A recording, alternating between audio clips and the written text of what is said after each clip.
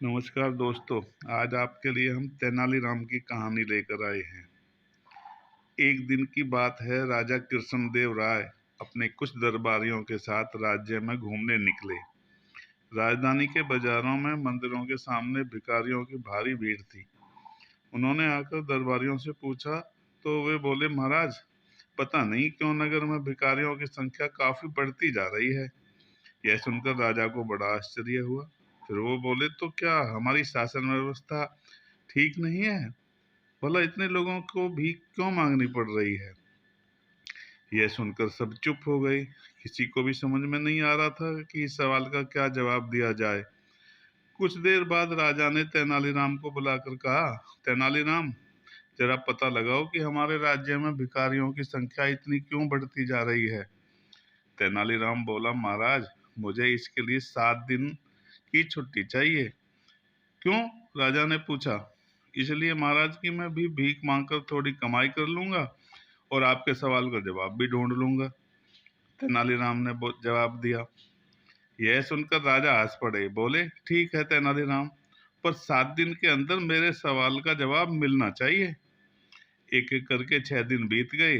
राजा को उत्सुकता थी कि भला तेनालीराम कर क्या रहा है। उन्होंने दरबारियों से पूछा तो सभी मुंह फेर कर हंसने लगे। आखिर एक दरबारी बोला, महाराज, तेनालीराम भीख मांग रहा था। हमने खुद अपनी आंखों से देखा है। और हाँ महाराज, तेनालीराम बहुत जिद्दी भी हो गया है। अब तो उसे राज दरबार की प्रतिष्ठा की भी परवाह नहीं है। मंत्री ने कहा। राजा को क्रोध आ गया। बोले, अच्छा, तो अब तेनालीराम ने भीख मांगना भी शुरू कर दिया। राजा अपनी बात पूरी कर पाते इससे पहले ही भिखारियों का एक दल वहां आ गया। उनमें से आगे वाला भिखारी बोला, महाराज, अभी भीख मांगना कहाँ सीख पाए हैं। भीख मांगकर पहले तो गुजारा ही कहाँ होता है, फिर उसमें न जाने किस किस का हिस्सा देना पड़ता है। किसका हिस्सा? राजा ने कड़क कर पूछा। महाराज, इसका उत्तर तो हम नहीं, राज्य का सबसे बड़ा भिखारी दे सकता है, जो हम सबसे भीख भी मंगवाता है। हैं? कौन है सबसे बड़ा भिखारी? राजा ने चिल्लाकर कहा। यह मंत्री जी बताएंगे।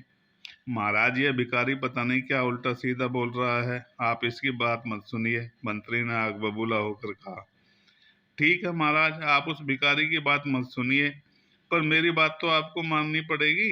ये कहते हुए आगे खड़े तेनालीराम ने अपना फटा हुआ चोगा उतारा तो सामने तेनालीराम खड़ा था। देखकर राजा चकरा गए। तेनालीराम बोला, महाराज, इतने समय से भिखारियों के बीच रहकर मैंने सबसे बड़ा भिखारी खोज लिया है। मंत्री जी बताइए कि उन्होंने उसे कहाँ छुपा दिया है, वरना तो। सुनकर मंत्री के चेहरे की हवाइयां उड़ने लगी। उसने नाम लिया कि उसका दूर का रिश्तेदार रघुनाथ ये सब कर रहा था। रघु को गिरफ्तार कर लिया गया। देखते ही देखते राज्य से भिखारी गायब हो गए। मंत्री को कड़ी फटकार पड़ी। उसने आगे से गलत लोगों को साथ न देने की कसम खाई। हर कोई तेनालीराम की प्रशंसा कर रहा था। कैसी लगी दोस्तों आपको हमारी कहानी? यदि पसंद आई है तो हमारे चैनल को लाइक, सब्सक्राइब एंड अपने दोस्तों को भी शेयर करें। धन्यवाद।